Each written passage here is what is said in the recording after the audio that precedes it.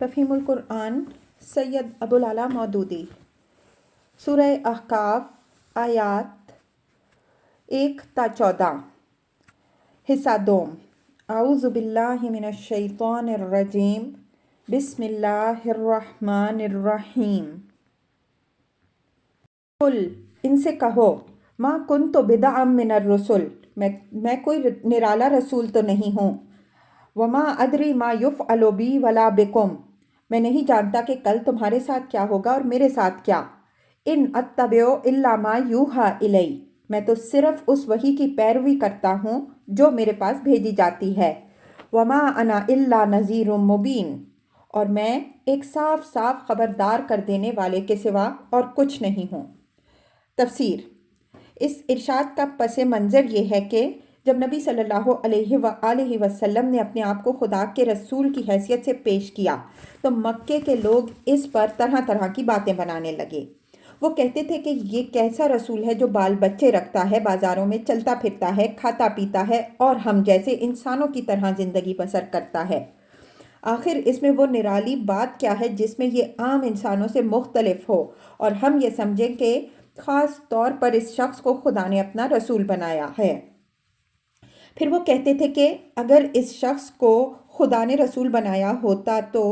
وہ اس کی اردلی میں کوئی فرشتہ بھیجتا جو اعلان کرتا کہ یہ خدا کا رسول ہے اور ہر اس شخص پر عذاب کا کوڑا برسا دیتا جو اس کی شان میں کوئی ذرا سی گستاخی کر بیٹھتا۔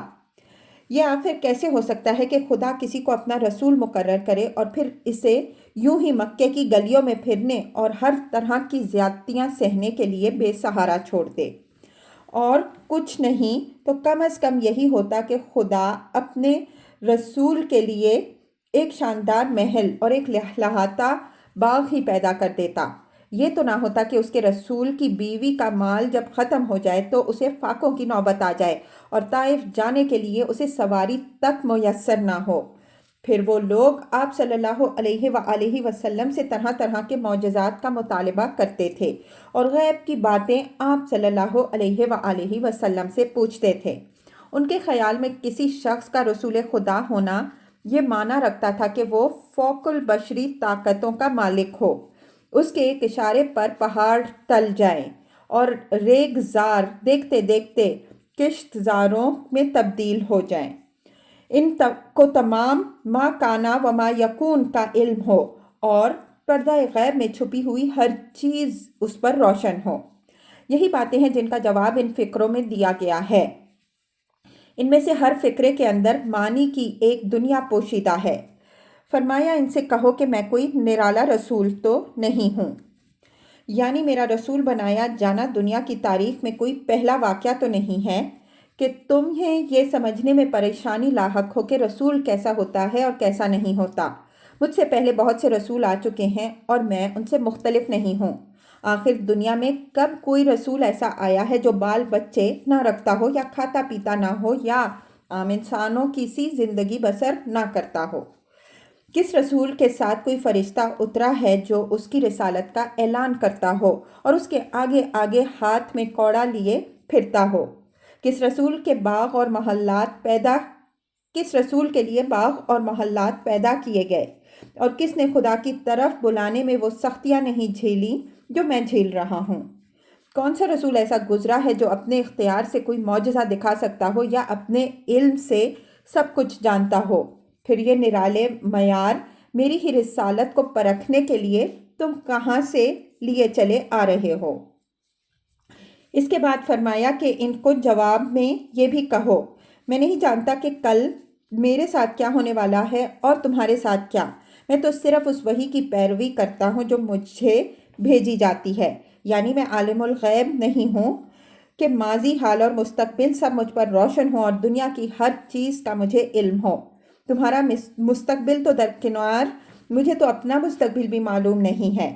جس چیز کا وحی کے ذریعے سے مجھے علم دیا جاتا ہے بس اسی کو میں جانتا ہوں، اس سے زائد کوئی علم رکھنے کا میں نے آخر کب دعویٰ کیا ہے اور کون سا رسول ایسے علم کا مالک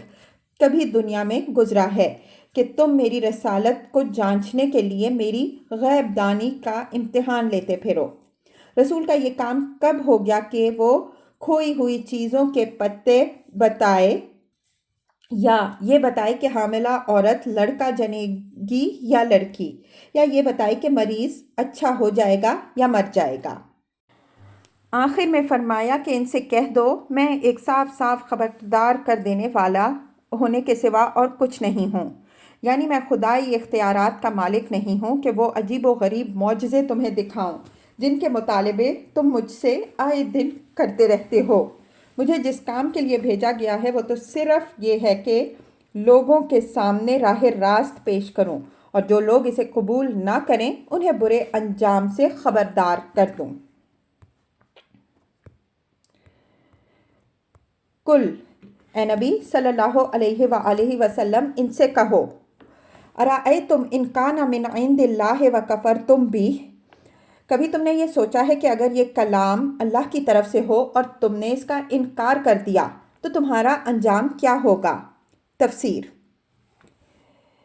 یہ وہی مضمون ہے جو اس سے پہلے ایک دوسرے طریقے سے سورہ حامیم السجدہ آیت 52 میں گزر چکا ہے۔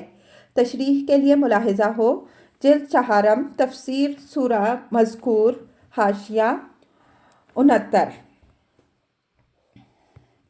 وَشَهِدَ شَاهِدٌ مِّن بَنِي إِسْرَائِيلَ عَلَىٰ مِثْلِهِ فَآمَنَ وَاسْتَكْبَرْتُمْ، اور اس جیسے ایک کلام پر تو بنی اسرائیل کا ایک گواہ شہادت بھی دے چکا ہے، وہ ایمان لے آیا اور تم اپنے گھمنڈ میں پڑے رہے۔ تفسیر۔ مفسرین کے ایک بڑے گروہ نے اس گواہ سے مراد حضرت عبداللہ بن سلام رضی اللہ عنہ کو لیا ہے، جو مدینہ طیبہ کے مشہور یہودی عالم تھے اور ہجرت کے بعد نبی صلی اللہ علیہ وآلہ وسلم پر ایمان لائے۔ یہ واقعہ چونکہ مدینہ میں پیش آیا اس لیے ان مفسرین کا یہ قول ہے کہ یہ آیت مدنی ہے۔ اس تفسیر کی بنیاد حضرت سعد بن ابی وقاص رضی اللہ عنہ کا یہ بیان ہے کہ یہ آیت حضرت عبداللہ بن سلام رضی اللہ عنہ کے بارے میں نازل ہوئی، اور اسی بنا پر ابن عباس رضی اللہ عنہ، مجاہد، قتادہ، ضحاک اور ابن سیرین، حسن بصری، ابن زید اور عوف بن مالک الاشجعی جیسے متعدد اکابر مفسرین نے اس تفسیر کو قبول کیا ہے، مگر دوسری طرف اکرمہ اور شعبی اور مسروق کہتے ہیں کہ یہ آیت عبداللہ بن سلام رضی اللہ عنہ کے بارے میں نہیں ہو سکتی کیونکہ یہ پوری سورہ مکی ہے۔ ابن جریر طبری رحمہ اللہ نے بھی اسی قول کو ترجیح دی ہے، اور ان کا یہ کہنا ہے کہ اوپر سے سارا سلسلہ کلام مشرکین مکہ کو مخاطب کرتے ہوئے چلا آ رہا ہے، اور آگے بھی سارا خطاب انہی سے ہے۔ اس سیاق و سباق میں یکایک مدینے میں نازل ہونے والی ایک آیت کا آ جانا قابل تصور نہیں ہے۔ بعد کے جن مفسرین نے اس دوسرے قول کو قبول کیا ہے وہ حضرت سعد بن ابی وقاص رضی اللہ عنہ کی روایت کو رد نہیں کرتے، بلکہ ان کا یہ خیال ہے کہ یہ آیت چونکہ عبداللہ بن سلام رضی اللہ عنہ کے ایمان لانے پر بھی چسپاں ہوتی ہے، اس لیے حضرت سعد رضی اللہ عنہ نے قدماء کی عادت کے مطابق یہ فرما دیا کہ یہ ان کے بارے میں ہے۔ اس کا یہ مطلب نہیں ہے کہ جب وہ ایمان لائے اس وقت انہی کے بارے میں یہ نازل ہوئی، بلکہ اس کا مطلب صرف یہ ہے کہ وہ اس آیت کے ٹھیک ٹھیک مصداق ہیں اور ان کے قبول ایمان پر یہ پوری طرح چسپاں ہوتی ہے۔ بظاہر یہی دوسرا قول زیادہ صحیح اور معقول محسوس ہوتا ہے۔ اس کے بعد یہ سوال حل طلب رہ جاتا ہے کہ اس گواہ سے مراد کون ہے؟ جن مفسرین نے اس دوسرے قول کو اختیار کیا ہے ان میں سے بعض کہتے ہیں کہ اس سے مراد موسیٰ علیہ السلام ہیں، لیکن بعد کے یہ فکرہ کہ وہ ایمان لے آیا اور تم گھمنڈ میں پڑے رہے اس تفسیر کے ساتھ کوئی مناسبت نہیں رکھتا۔ زیادہ صحیح بات وہی معلوم ہوتی ہے جو مفسر نیسابوری رحمہ اللہ اور ابن کثیر رحمہ اللہ نے بیان کی ہے کہ یہاں گواہ سے مراد کوئی خاص شخص نہیں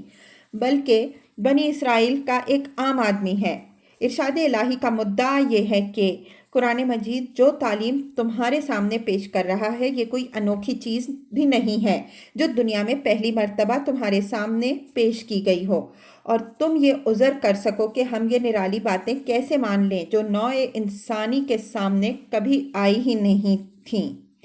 اس سے پہلے یہی تعلیمات اسی طرح وحی کے ذریعے سے بنی اسرائیل کے سامنے تورات اور دوسری کتب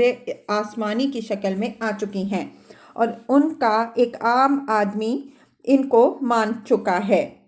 اور پھر یہ بھی تسلیم کر چکا ہے کہ اللہ کی وحی ان تعلیمات کے نزول کا ذریعہ ہے۔ اس لیے تم لوگ یہ دعویٰ نہیں کر سکتے کہ وحی اور یہ تعلیمات ناقابل فہم چیزیں ہیں۔ اصل بات صرف یہ ہے کہ تمہارا غرور اور تکبر اور بے بنیاد گھمنڈ ایمان لانے میں مانع ہے۔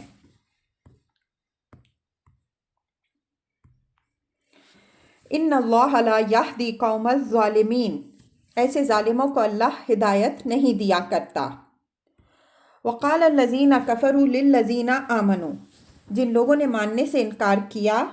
وہ ایمان لانے والوں کے متعلق کہتے ہیں، لو کان خیرا ما سبقونا الیہ، کہ اگر اس کتاب کو مان لینا کوئی اچھا کام ہوتا تو یہ لوگ اس معاملے میں ہم سے سبقت نہ لے جا سکتے تھے۔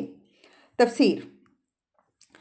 یہ ان دلائل میں سے ایک ہے جو قریش کے سردار عوام الناس کو نبی صلی اللہ علیہ وآلہ وسلم کے خلاف بہکانے کے لیے استعمال کرتے تھے۔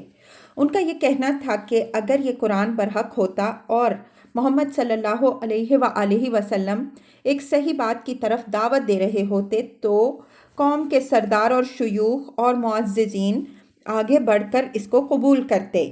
آخر یہ کیسے ہو سکتا ہے کہ چند ناتجربہ کار لڑکے اور چند ادنا درجے کے غلام تو ایک معقول بات کو مان لیں، اور قوم کے بڑے بڑے لوگ جو دانا اور جہاں دیدہ ہیں اور جن کی عقل و تدبیر پر آج تک قوم اعتماد کرتی رہی ہے، اس کو رد کر دیں۔ اس پرفریب استدلال پر وہ عوام کو مطمئن کرنے کی کوشش کرتے تھے کہ اس نئی دعوت میں ضرور کچھ خرابی ہے، اسی لیے تو قوم کے اکابر اس کو نہیں مان رہے ہیں، لہٰذا تم لوگ بھی اس سے دور بھاگو۔ وَإِذْ لَمْ يَهْتَدُوا بِهِ فَسَيَقُولُونَ هَٰذَا إِفْكٌ مُّبِينٌ، چونکہ انہوں نے اس سے ہدایت نہ پائی اس لیے اب یہ ضرور کہیں گے کہ یہ تو پرانا جھوٹ ہے۔ تفسیر: یعنی ان لوگوں نے اپنے آپ کو حق و باطل کا معیار قرار دے دیا۔ یہ سمجھتے ہیں کہ جس ہدایت کو یہ قبول نہ کریں وہ ضرور ضلالت ہی ہونی چاہیے، لیکن یہ اسے نیا جھوٹ کہنے کی ہمت نہیں رکھتے کیونکہ اس سے پہلے بھی انبیاء علیہم السلام یہی تعلیمات پیش کرتے رہے ہیں، اور تمام کتب آسمانی جو اہل کتاب کے پاس موجود ہیں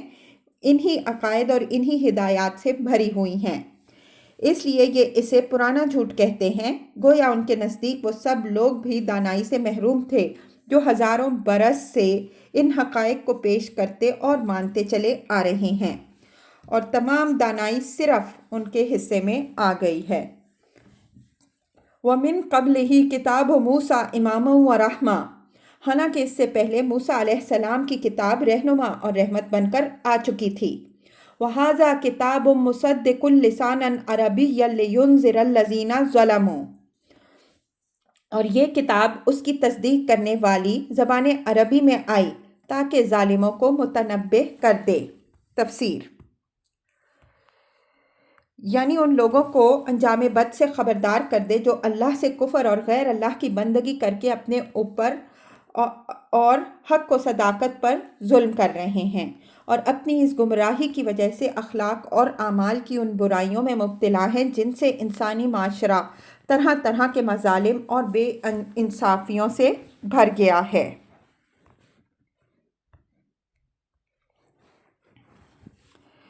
وَبُشْرَىٰ لِلْمُحْسِنِينَ، اور نیک روش اختیار کرنے والوں کو بشارت دے دے۔ اِنَّ الَّذِينَ قَالُوا رَبُّنَا اللَّهُ ثُمَّ اسْتَقَامُوا، یقیناً جن لوگوں نے کہہ دیا کہ اللہ ہی ہمارا رب ہے پھر اس پر جم گئے، فَلَا خَوْفٌ عَلَيْهِمْ وَلَا هُمْ يَحْزَنُونَ، ان کے لیے نہ کوئی خوف ہے اور نہ وہ غمگین ہوں گے۔ تفسیر: تشریح کے لیے ملاحظہ ہو تفہیم القرآن جلد 4 حامیم السجدہ حاشیہ 33 تا 35۔ اولئک اصحاب الجنۃ خالدین فیہا، ایسے سب لوگ جنت ہی میں جانے والے ہیں جہاں وہ ہمیشہ رہیں گے، جزاء بما کانوا یعملون، اپنے ان اعمال کے بدلے جو وہ دنیا میں کرتے رہے ہیں۔